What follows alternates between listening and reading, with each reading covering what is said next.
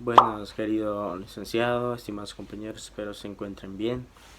Este día mis compañeros y mi persona les hablaremos sobre lo que es la diferencia entre la persona natural y la persona jurídica, también los actos de comercio. La principal diferencia que existe entre una empresa constituida por una persona natural y una constituida por la persona jurídica es que en el primer caso la persona natural asume a título personal todas las obligaciones de la empresa, mientras que en el segundo caso las personas jurídicas eh, es la empresa y no el dueño o los dueños que asumen las propias obligaciones. Pongo un ejemplo: si una empresa se va a quiebra y es obligada a pagar una deuda, la persona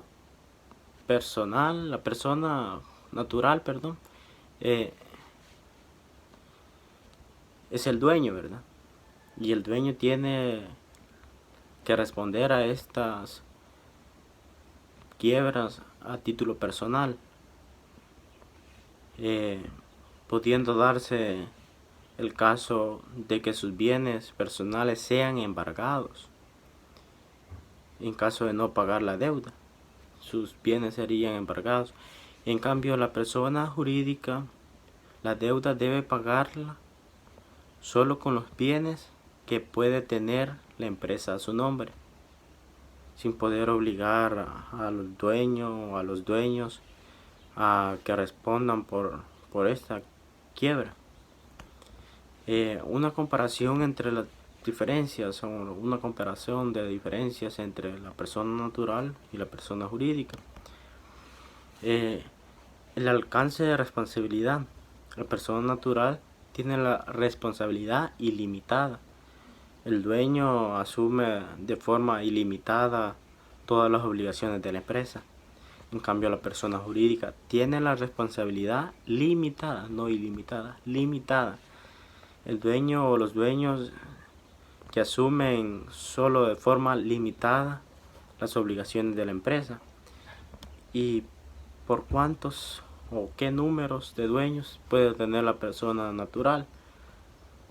La persona natural, que es la empresa, solo está constituida por un solo dueño. En cambio, la persona jurídica puede tener uno o más dueños o socios, como le quieran llamar. Bueno, hasta aquí sería mi participación. Pasarán mis demás compañeros. Continuando con el tema que los compañeros estaban hablando, sabíamos que existen dos tipos de personas: las personas jurídicas y las personas físicas. Las personas jurídicas se conocen también como personas morales. Existen eh, los tipos. En este caso, las personas jurídicas es un conjunto de personas físicas que se unen para determinar o crear una persona jurídica o una persona moral. Las personas morales poseen más deberes y por lo tanto derechos que las personas físicas, pero a su vez determinan un carácter más importante porque este tipo de organizaciones son las que mueven la sociedad y en el fondo se dedican a un fin, y este fin puede ser de un carácter lucrativo o no lucrativo. En este caso, las personas jurídicas determinan un papel muy importante en la sociedad y a la vez ayudan al crecimiento económico de alguna manera, tanto de ellos como de nuestra sociedad. Y por lo tanto, esas son las dos características bien enmarcadas de los que sean las personas jurídicas y de las personas físicas. Buenas, a continuación les hablaré un poco sobre las personas naturales, también llamadas personas físicas. Es el ser humano con nacionalidad y domicilio de manera personal o autónoma que ejerce su derecho y cumple con obligaciones. Digamos, esto en otras palabras quiere decir que si una persona natural quiere constituir una empresa, esta persona debe asumir a título personal todas las obligaciones y la responsabilidad, y da como garantía a la empresa todos sus bienes que posea esta persona. Para ejemplificar, digamos, lo que es una persona natural, se puede decir que siempre la responsabilidad y obligaciones se limitan a sus bienes que posee. Se puede considerar una persona natural cualquier profesión que sea de manera independiente y autónoma. Se podría decir como un contador, un administrador, un mecánico, un profesor o un diseñador gráfico. Todas estas profesiones, con tal que sean de manera independiente y autónoma, se pueden considerar como propiedad de persona natural. Cuando una persona decide emprender un proyecto personal y se convierte en un empresario individual o autónoma, también es considerado como una persona natural. Hay ventajas de ser personas naturales.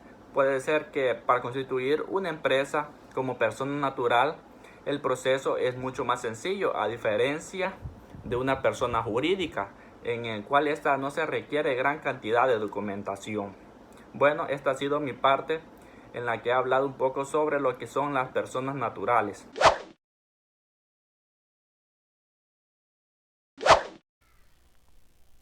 Hola amigos, ¿cómo están? Nosotros les vamos a hablar sobre los actos de comercio.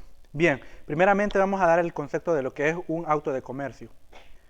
Un acto de comercio es toda aquella acción que realiza una persona o una empresa para la adquisición de un producto o un servicio, a cambio de una cantidad de dinero, previamente acordada por el vendedor del producto.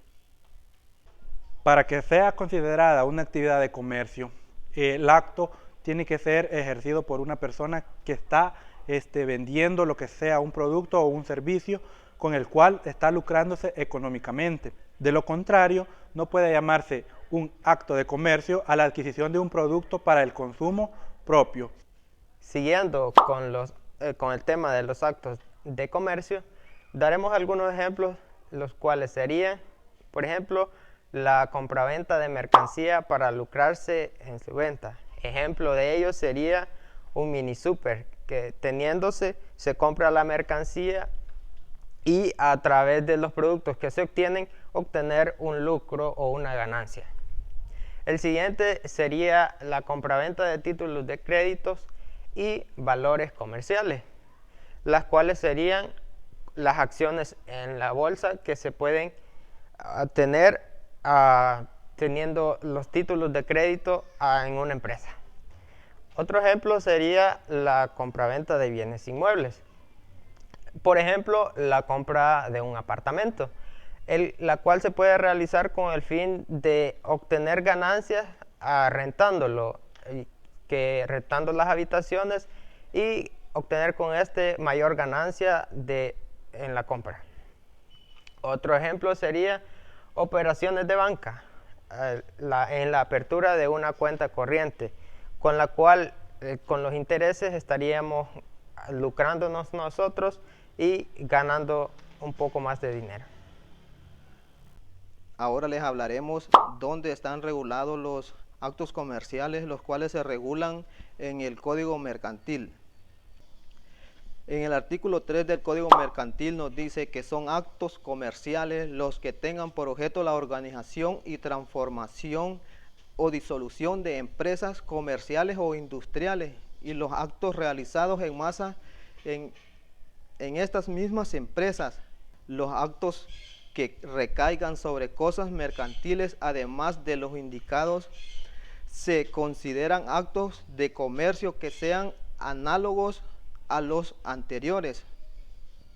En el artículo 7 nos dice quiénes son capaces para ejercer el comercio. Las personas naturales que según el Código Civil son capaces para obligarse. Los menores teniendo 18 años cumplidos hayan sido habilitados de edad. Los mayores de 18 años que obtengan la autorización de sus representantes legales para comerciar, la cual deberá constar en una escritura pública. Los mayores de 18 años que obtengan la autorización judicial, esta autorización son irrevocables y deben ser inscritas en el registro de comercio. En el artículo 11 nos dice son inhábiles para ejercer el comercio y también para desempeñar cualquier cargo en la sociedad mercantil. Inciso 1. Los que por disposición legal no pueden dedicarse a tales actividades. Inciso 2. Los privados de las mismas actividades por sentencia ejecutoriada.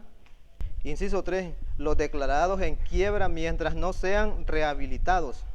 El artículo 12 nos dice, los incapaces que se dediquen al comercio sin haber sido habilitados de edad o autorizados para ello, no adquirirán la calidad de comerciante y sus padres, tutores o curadores responderán personalmente de los daños y perjuicios ocasionados a terceros de buena fe por la actuación comercial de que aquellos, si no la impidieren o no dieran aviso al público de la incapacidad por medio de la prensa con anterioridad, que se cause el perjuicio por el que se reclama.